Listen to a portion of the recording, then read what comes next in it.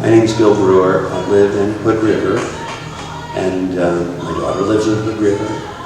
My wife lives in Hood River. And actually, I've been coming here for years to windsurf, and now I live here. Okay, so you have six pieces in the show?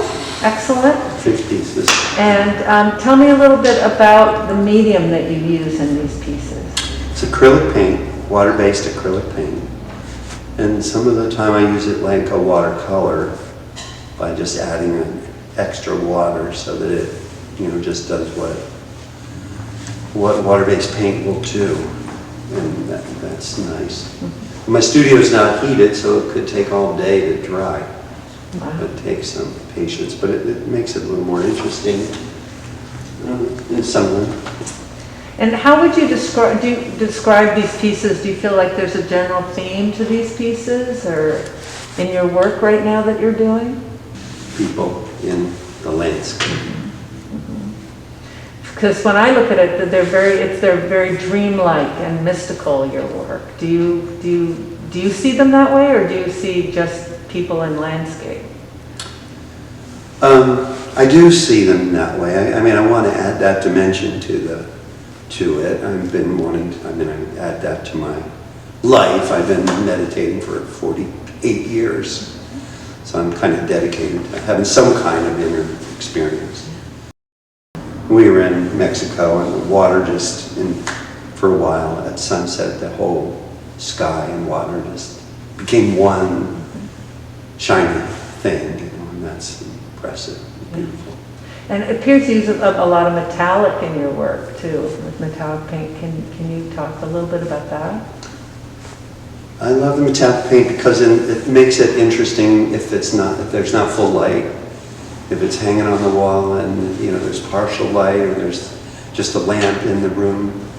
It adds something sort of unpredictable.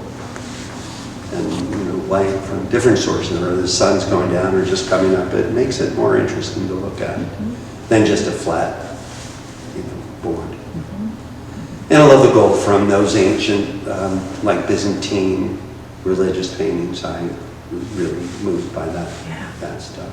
What do you hope people experience when they look at your work? Just a feeling for beauty and, appreciating that people make things. I mean, that's one of the great things about us, I think, is making things and kind of exploring yourself to see what you would make if you can.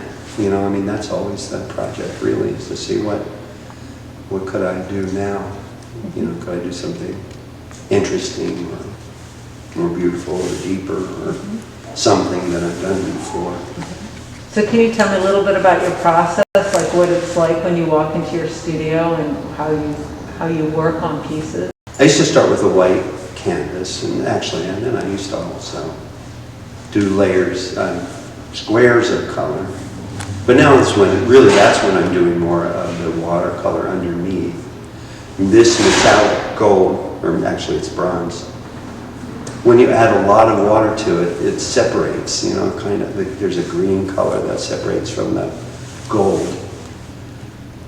So what I'm trying to do is create something somewhat controlled and somewhat out of control, so that there are surprises that inspire me to do the next thing, or, give it some depth that you couldn't really plan on. How long does it take to do, say, maybe one of the pieces behind you? It seems like it takes me a month.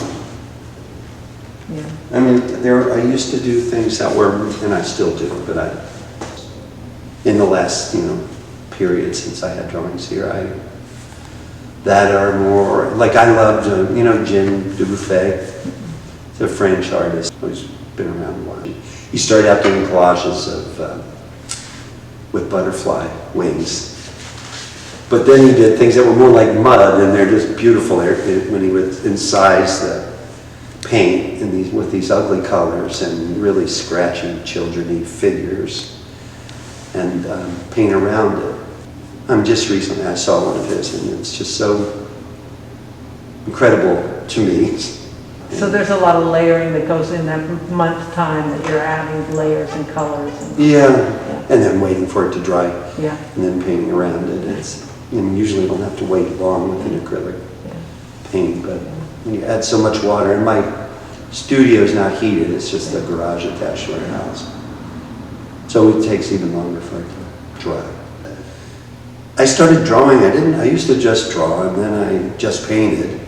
And then when we travel, I draw a lot. It's kind of therapeutic, and also you have different influences when you go elsewhere.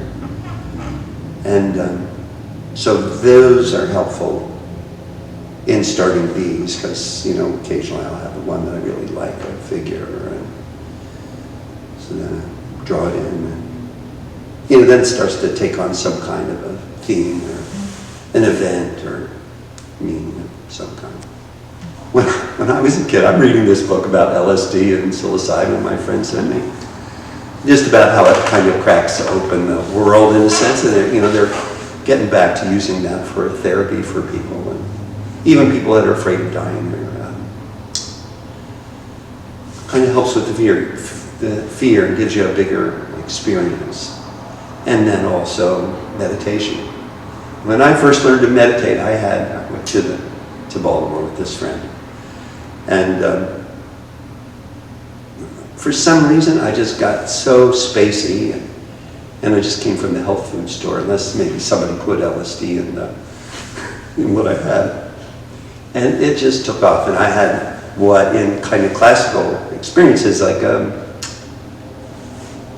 experience of unity consciousness, where I was the sky, and I was the mountain, it was me, and I was it. And the buildings, that was me, and the clouds moving through past the buildings was me, it just went on so cool. all day, an incredible day.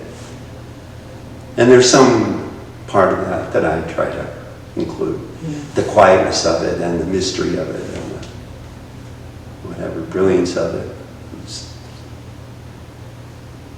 And the unification, like with the environment.